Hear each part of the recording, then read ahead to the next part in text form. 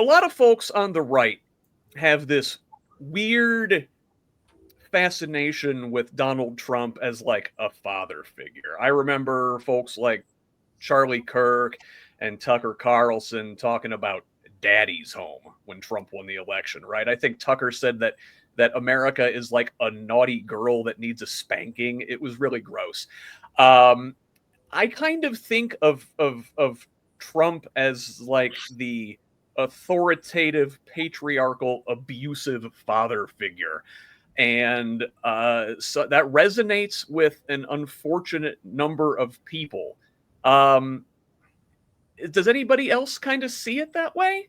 Oh, Leslie, I haven't heard from you in a minute, have I? Yes, I think he is a terrible father, right? He cheated on all of his wives, and he, by all accounts, is, mostly neglectful. I can't imagine him ever of changing a diaper or really comforting any of his kids if they were, sick or sad about something.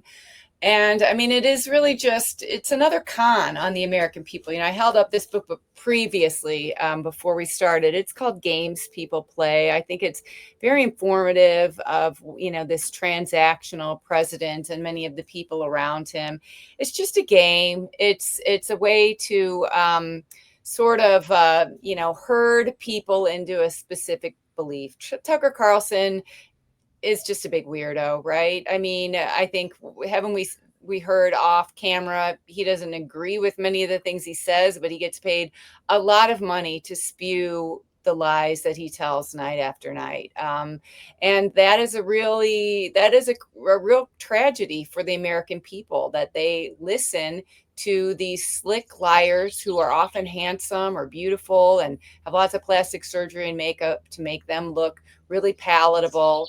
And I say they're practiced and smooth liars, and they just, really try to con people to keep them watching so that, they get more advertising dollars and they make more money. And it's really just all a capitalistic play to loot everybody.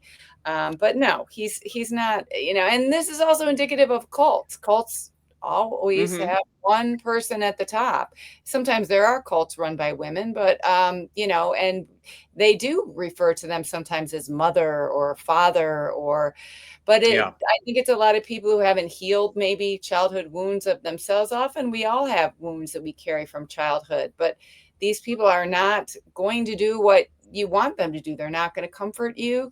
They're not going to provide for you. They're not going to do anything that a good father would do. They're not going to support you. And it's really just a con. It's just a con.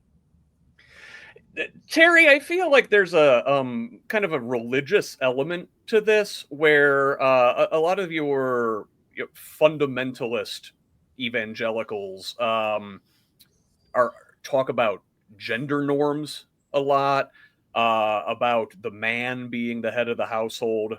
Just as God is at the head of heaven, the man is the head of the household, and the wife and the children, are underneath him in the hierarchy.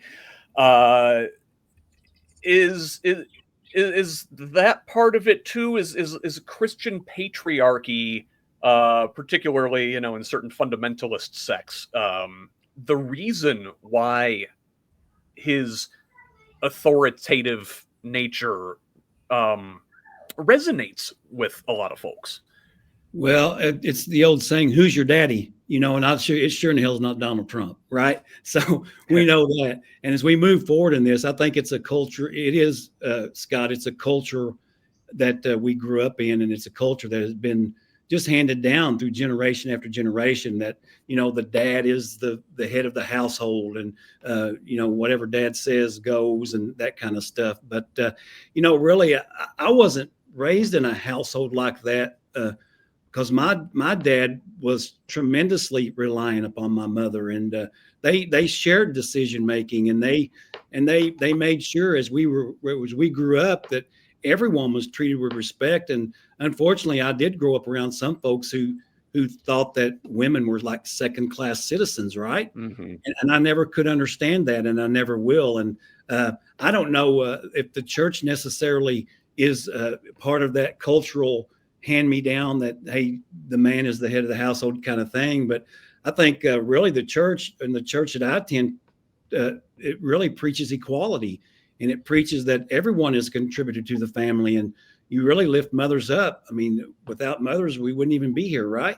So let's look at that, and I think it's all about interpretation, and I think it's all about intent. And Leslie's right, and Michael's right. You're right. It's all about the intention, and if you have bad people in charge, bad things are going to happen. And right now, we've just got bad people in charge, and we've got to figure out how do we do to eliminate that. And we got to get the message out that these are bad people. Michael, by all accounts, Trump's father, Fred, was a real bastard. And sometimes, not often, but sometimes, I get to feeling sad for little Donnie. Like, he's carrying his childhood trauma with him through his whole life, never dealing with it because, dealing with it, that's, gay, right? But we're all suffering for his childhood trauma now. It is textbook generational trauma, no? I think so. Yep. And my wife and I have talked a lot about this, and this year I lost my dad, and so there was a lot of reflection that went on around that. And he grew up on the East Coast, probably 15, 20 miles from Trump Tower in downtown New York City or Manhattan. And Trump was certainly an idol in that, what appeared to be that, bootstraps, getting work done kind of thing around developing New York City and making money, and then having, gold toilets and gold cutlery and things. And that for a man or a boy in Newark, Jersey City, trying to learn what to strive for, that was something, right? And my dad did a great job, and really all of his brothers and sisters, of coming from a pretty rough spot to being successful in having great families and money to live. There's no one on the Trump level of gold. They didn't make it to the gold toilets, say that. But there's generational trauma. And, I'm kind of thankful my parents ended up getting divorced, but I think that broke a chain for me. And then my dad met some people in his life as he got older that pointed that kind of trauma out to him. And he was able to then bring that back to us and discuss that with us and point us to some literature. And I think that broke a chain.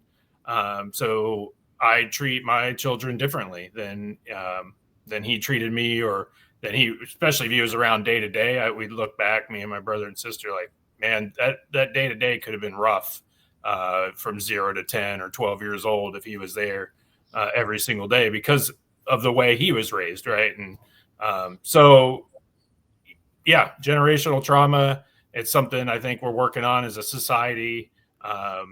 We're trying to erase the stigma of counseling and learning to be a better person yourself. It's not only physically and hitting the weight room and the track, but you do need to have those conversations outside it. Yep, head and heart. Got to keep them healthy. So yeah, that's what I think on that. Yeah, boy, that is a big psychological can of worms that we have just opened for sure. And I imagine we could muse on it for the rest of the day.